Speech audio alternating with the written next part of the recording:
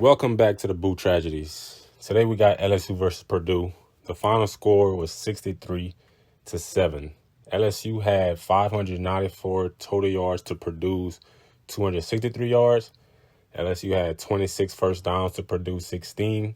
The Tigers were very efficient on third down as they went 8 for 12 and 6 for 7 in the red zone.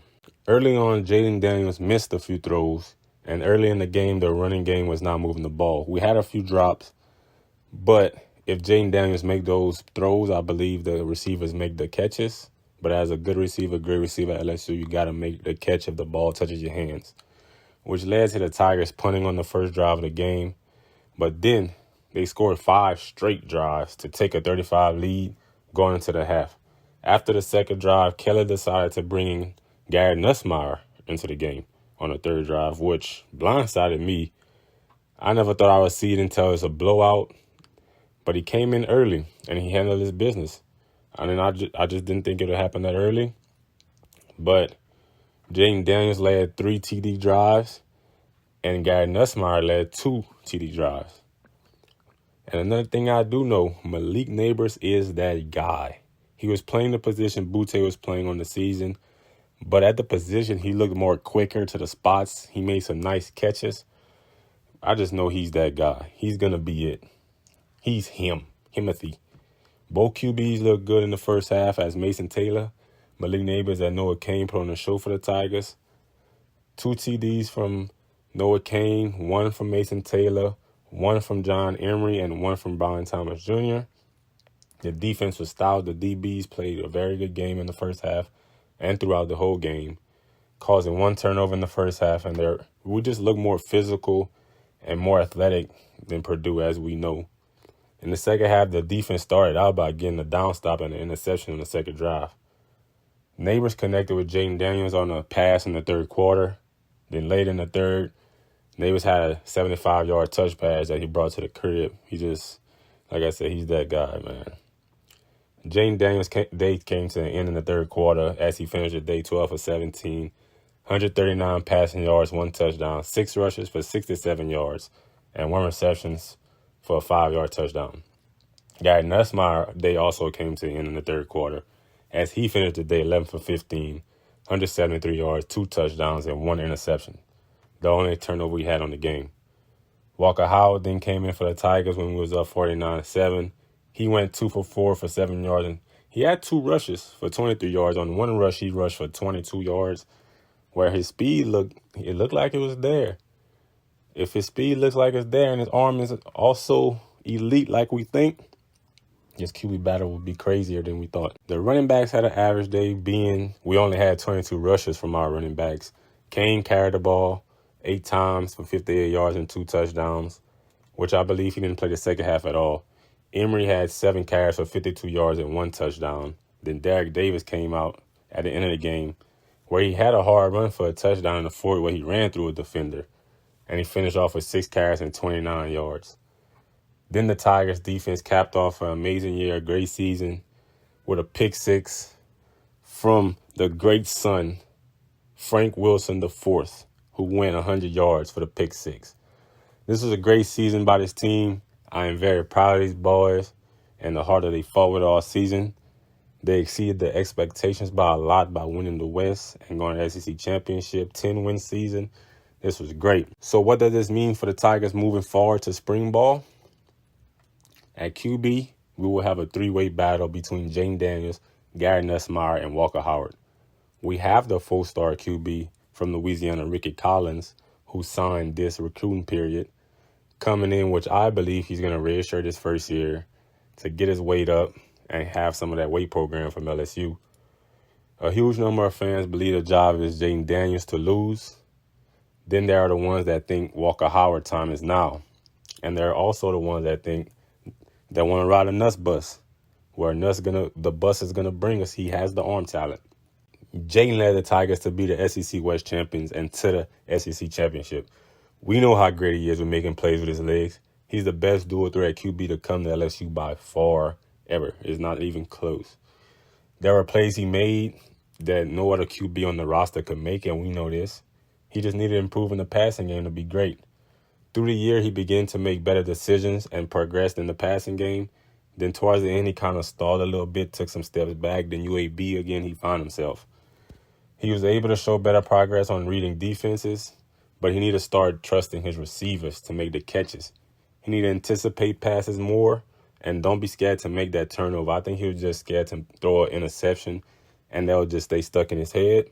So if he could trust his receivers more, read defenses a little better, and trust his arm, then he's going to be great. The sky's the limit for Jaden. Check.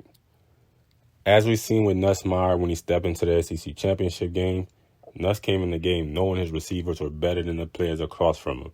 So he took those chances. He threw it up to Neighbors, and Neighbors made the play.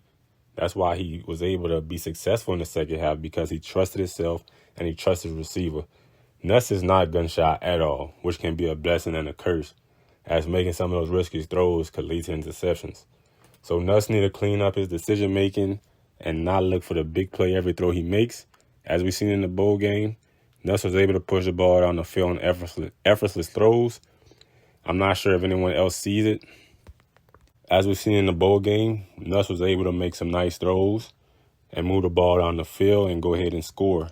As he was better with his decision-making. Is he learning something that he got time now? Like as he stepped in the SEC championship game to the bowl game, did he learn more of what not to do and what more of what to do? We don't know yet. We just got to see him play more. I'm not sure if anyone else sees it, but the playbook seems to change once the quarterback is changed. Like there are more downfield throws and routes for Nuss than there are for Jaden. But as we get into the next quarterback, Walker Howard, the prince who was promised, Howard stated early in the year that he was the best quarterback in the room. That was a bold statement by a freshman. In the recruiting process, Walker's last two schools came down to LSU and Notre Dame and Kelly. This is the reason some people believe his time is now, being that he redshirted to get 100% healthy after his lower leg injury his senior year in high school. This QB battle should be a three-way battle, but when it's said and done, I don't think it's going to be done by the end of spring. I think it's going to go through spring to the summer, and after spring, I believe it's going to be a two-man battle. And that being said, these two, Daniels and Howard, will be the two battling for the position, because Jaden has to get the first nod because of the season he just had. He led the team to the championship game, as I stated, which was great coming into the year with 39 scholarship players and a new coaching staff. Howard also get his chance because he's a 5-star at Louisiana, and him nor his father will want him to sit in the bench for much longer now that he is healthy. Nussmeier has a very high ceiling, but I don't see him starting for the job for the Tigers in 2023, which sucks to say. He's a very, very talented quarterback. I think Nuss will be the odd man out for this QB battle, and that will force him to enter the transfer portal, which will leave us with only 3 scholarship quarterbacks on roster. Hopefully I'm wrong and Nussmeier sticks it out and wait his chance. I believe he's going to have a time. If he just wait and hold it out, his time will come. Everyone is returning in the backfield next season. Josh Williams, John Emery, and Noah Kane, while adding 2 great running back commits from the state of Louisiana, Trey Holly and Caleb Jackson. This is a position we will not have to worry about. We will be a running back by committee. Wide receiver, we will be competing for one of the best receiving corps in the nation, led by Malik Neighbors and Brian Thomas.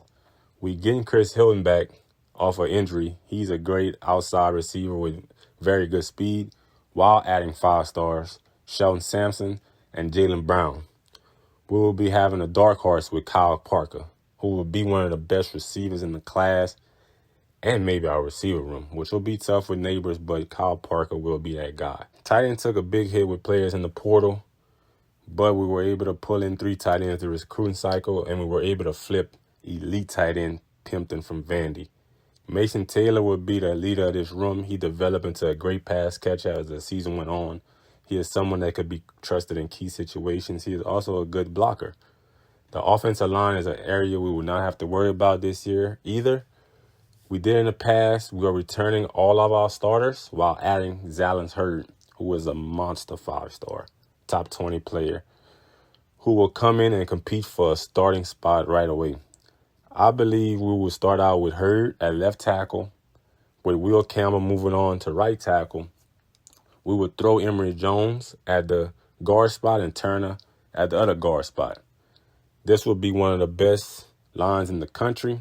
With that being said, about the offensive side of the ball, I think we will have one of the best offenses in the SEC and maybe the nation. Then Brock will also have to take steps forward in his play calling and trusting his quarterbacks to make the smart decision on his play calling. So if he's able to loosen up with his quarterbacks, I believe his play calling will be elite the year to come. It was a great season by his offense that we had. And I'm happy to be a Tiger fan. I look forward to this QB battle over the summer. Like and comment. Let us know what quarterback y'all think will get the job next year. Go Tigers. And thanks for stopping the DaBoot Tragedies.